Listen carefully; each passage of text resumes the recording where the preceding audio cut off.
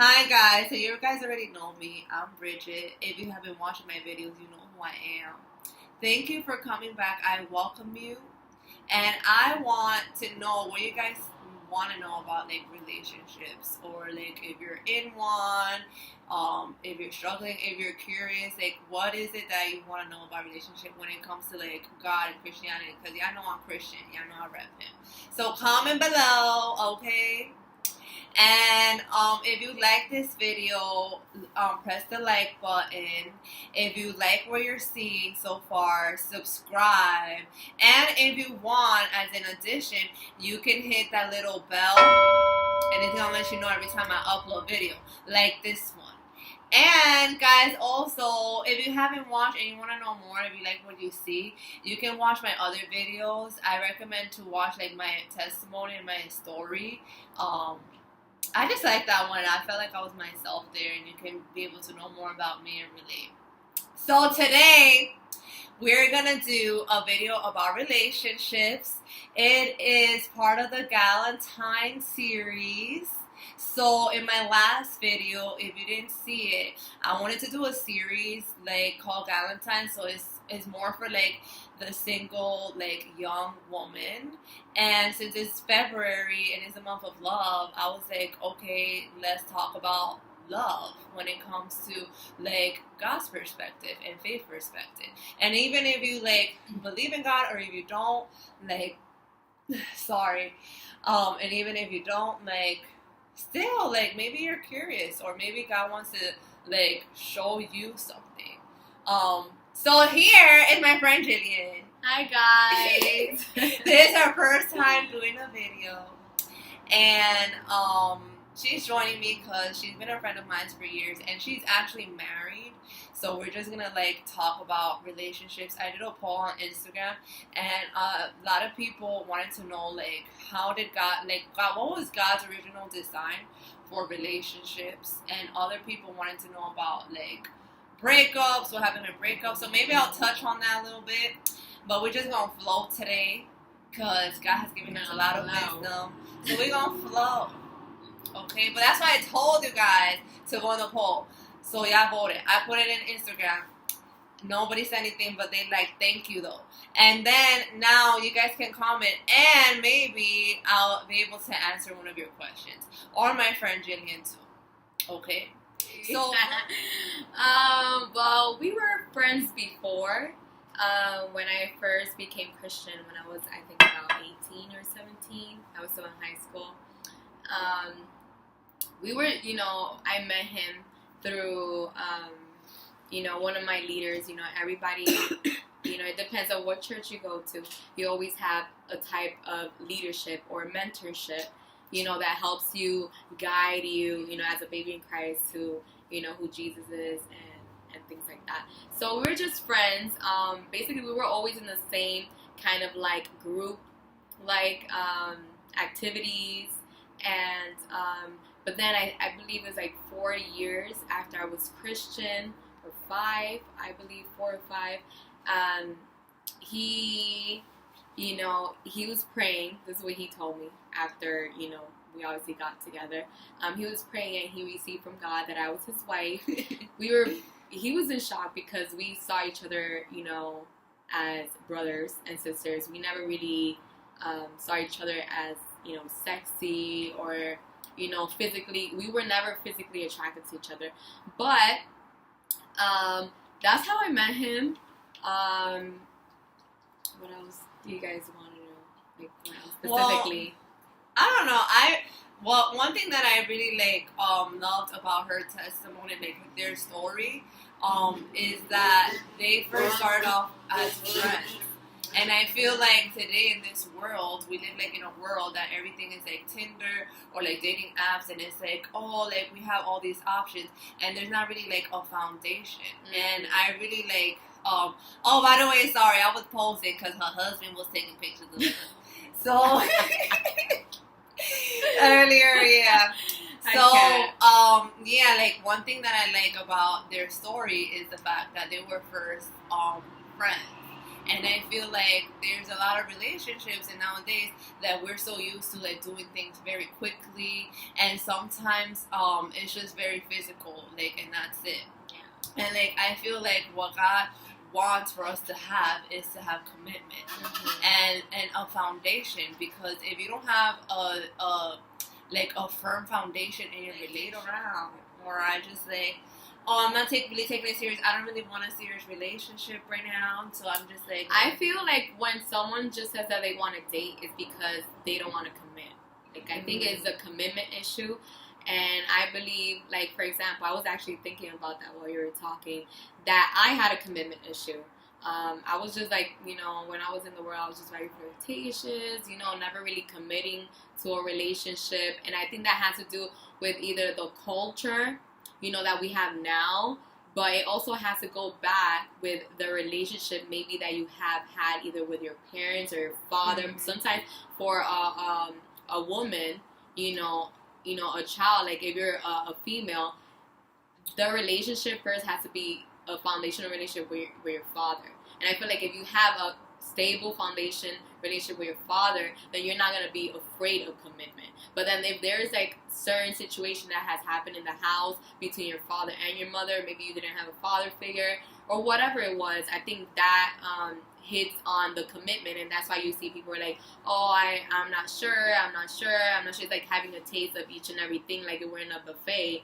And me personally, I don't believe in that, because I feel that slowly but surely it's gonna start affecting you.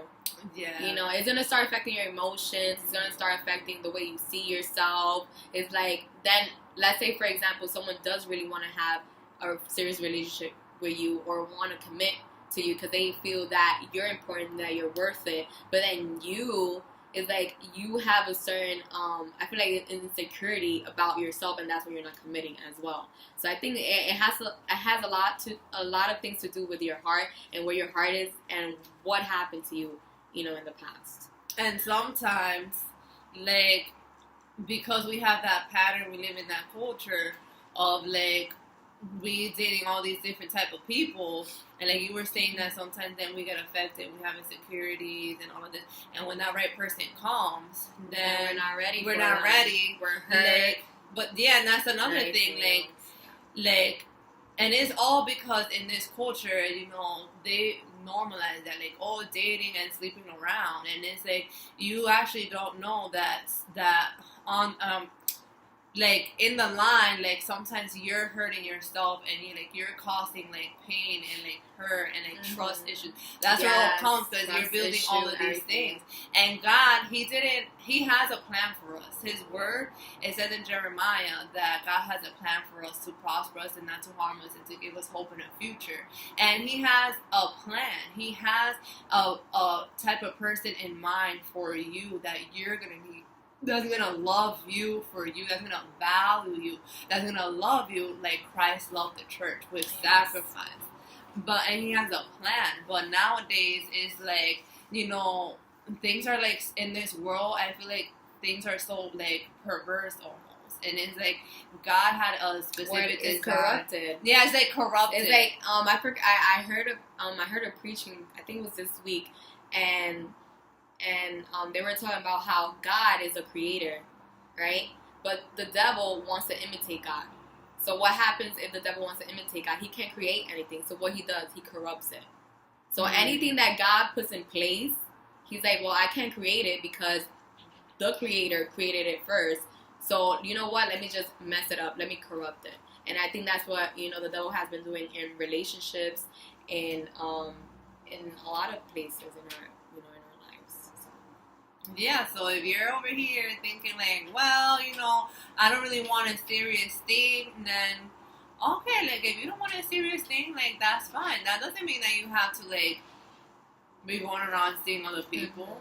Like you can, you know, I feel like there's also a lot of value in singleness, and like when you don't want something serious at the moment, why do you have to go, like, you don't have to do that. I just think that in this world, like, we're used to that, like, oh, we had to meet somebody, or we had to be with somebody and try to fill that void, and it's like, at that time, you can find out who you are, because then again, there's sometimes that we lose ourselves in relationships, and all the people that we're constantly, like, with and all that, sometimes you tend to lose your identity, you tend to lose who you are, and, like, it's very important for you to spend time on your own, for you to love yourself, for you to find out who you are, for you to do what you gotta do for your life. If you wanna pursue career, finish school, like, travel, do what you have to do. You don't have to be going around, oh, let me go with this person, this other person, and like, cause like I said, honestly, like, I feel like sometimes, like, it's gonna come to that you're gonna have all these patterns. You're gonna start building up baggage because along the way you got hurt, or there was something that betrayed your trust, or somebody cheated, or something happened, and that is not God's plan, because God has a good plan for you, and He doesn't want His daughter to hurt. He doesn't want His son to hurt. He doesn't want to, like, for you to go through these things, and sometimes there are things that it's like you didn't have to go through it. Like, you didn't have to deal with that breakup. You didn't have to deal with that betrayal. Like, you didn't have to deal with it, because everything that He has for you is good. So then, but the thing is that this world, like, is corrupt. Like she said, like, it's a lot of, like, corrupt things. And it's like, God has such a better plan. Yes. And, like, God, He designed relationships is to be first in one commitment in a marriage, first of all. And it's for, like, when you're meeting somebody, it's like, okay, this is the person. It's commitment. We're living in a world right now. That's why I'm like, because when I thought about this topic, for some reason I was thinking, I'm like, Lord, like, what do you want us to say? Like, whatever. I was praying, and I was thinking about, like, Tinder and stuff. Like, I was thinking about, like, dating apps. And I feel like we live in a world too that there's no commitment. Like, there's no commitment. Like, apps like that. I'm not saying that I'm, like, opposed to it, but I'm saying that the culture that we're in now is teaching us, like, we don't really have to commit, because if you don't want me, okay, well, you're an option, because I can just swipe left. I can just go to the rest of the dudes that I'm talking to. Yeah. Like, you know, and there's no, like, value, there's no, like, commitment, and that's why us women, we get hurt, and even men, like, they get hurt, or even men have a toxic definition of what manhood is because of that. So that's a little thing that we fed you with right now, a little bit. Comment below, like, what do you think? Like, do you have a response to what we just said? Maybe there's something new that you've heard, or you're, like, curious, or maybe you're going through something. Comment below. Like, I would like to know and answer, and she as well would like to answer, like, these questions. What do you think? Like, how does God God really want, like, a relationship? Because I know I was talking about that a little bit. Like, well, how does God want us? Well, like, for example, if we look at in the beginning in Genesis, this is, like, one thing that ministered to me. It was, like, a while back. Before, you know, when God created everything, He prepared everything. He made sure that everything was prepared, and then He was like, then He put on earth, He put Abraham. And He was like, okay, I have all these properties, I have all these things for you to take care of. And after everything was good, and then Abraham knew how to be responsible and work everything out, then He was like, all right, so now you're ready for something else. I'm going to give you something even more important that you're really going to have to take care of. And then that's where He put the wife. That's how I see it. It's like He put the wife there. Like, when Eve was presented to Adam, everything was set. There was nothing missing. Everything was organized. Everything was like, so it's like God made sure that Eve was the last creation that He made, because He was like, I wanted everything to be perfect. There's not going to be any lag, because she's not going to be worrying about everything. And I feel like, but at the same time, it's like Adam, he needed help. With all the responsibilities that God gave him to steward, you know, God was like, well, I'm going to give you someone to help you steward at all the responsibilities that I gave you. So, in this age, I feel like the women, we have like a mentality. I'm going to say we because, I am part of this culture and, we have, I'm still influenced also by certain things. But we have the mentality that if we're called a helpmate, if God called us a helpmate, then that starts kind of like affecting us. Like, oh, what do you mean? Like, I'm just going to be under my husband. I'm not going to be doing anything. Like, with like the whole feminism. Yeah, the whole feminism movement and all that stuff. And, I think God is saying you are your own, right? You're individually your own. You're empowered by Him, right? Because we were created also in God's image. It wasn't only the men. He said male and female. So we're also created in His image, right? But He brought us together in a relationship with men, right? To do something way greater than what He could have done by Himself. So it's like, hold on, disclaimer. Hands up, don't shoot for all the feminists. But when, they get like, oh, here we go, like, help. Yeah, like, people hear that, like, we're supposed to be helpmate. Then, I'm helpmate. I think I said helpmate or something. They start to get, like, defensive. Because we're in this whole feminism join, and it's like, not join, it's a feminism movement. And they start to get offended. So, but I like what you were saying earlier, because we were talking about that earlier before we started. Yeah, and I don't think like God sees like, oh no, you're gonna be like beneath or whatever.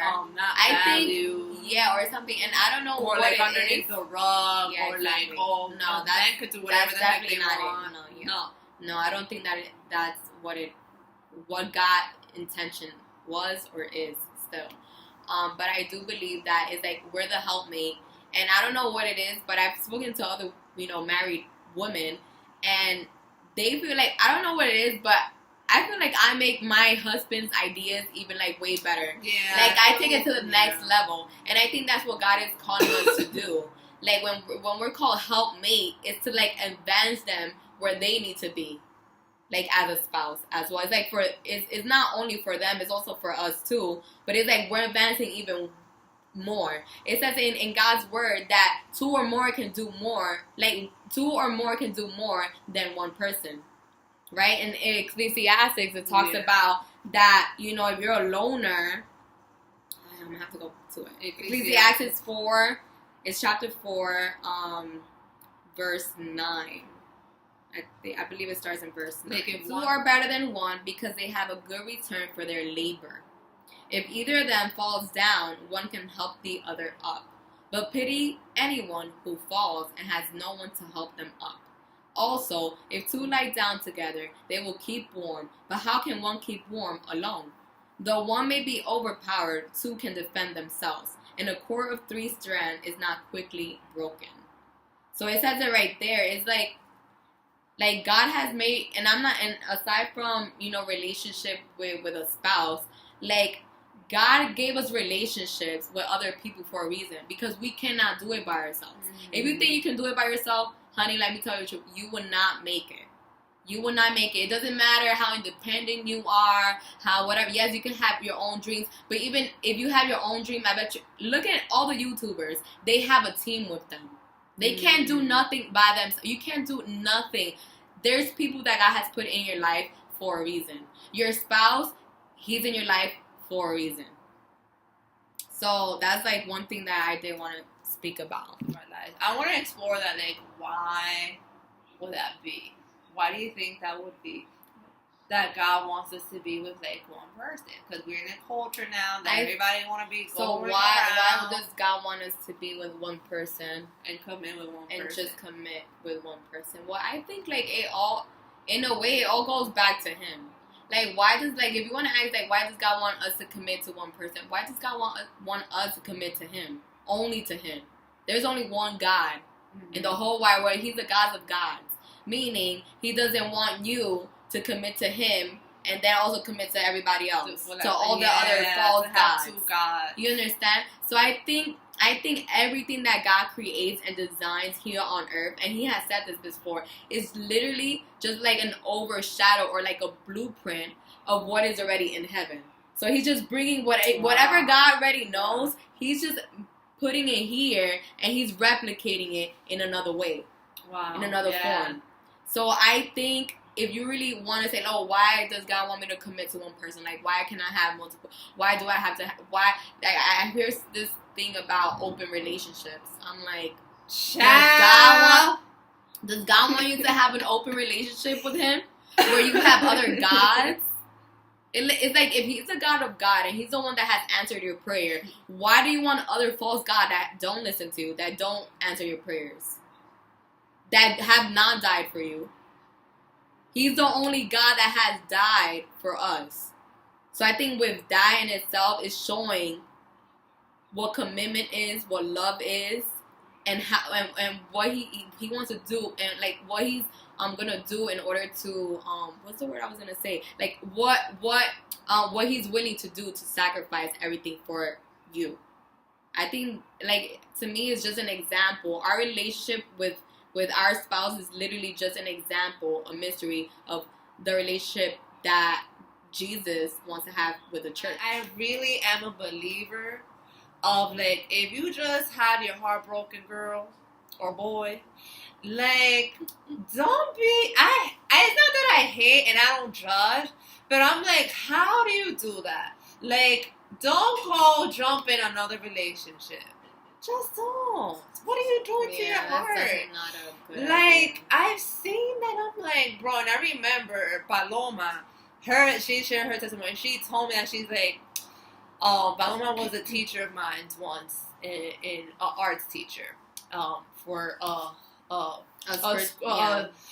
dance Christian school. A dance Christian school. Yeah. And she told me before she met that person that she was in a relationship and he broke her heart, and she just went to one relationship to the next and next and next.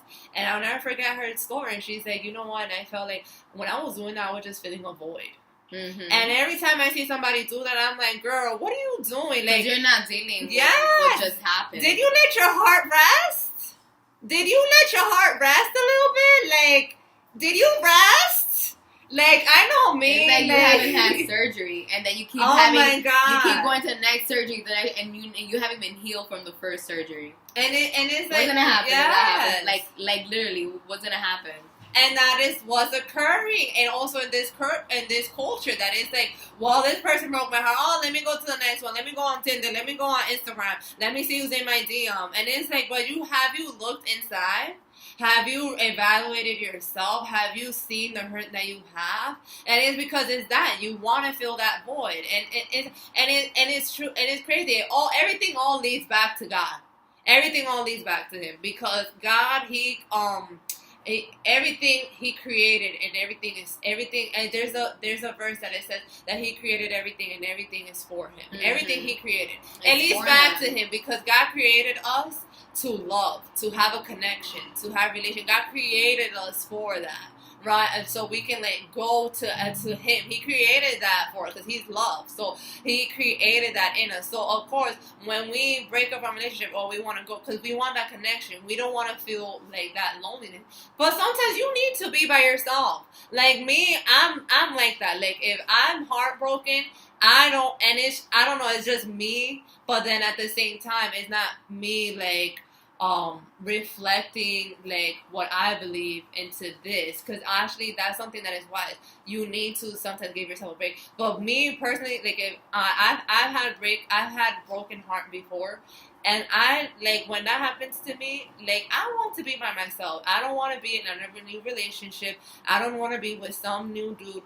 No, I want to be by myself. And the last time that happened to me, that's what happened.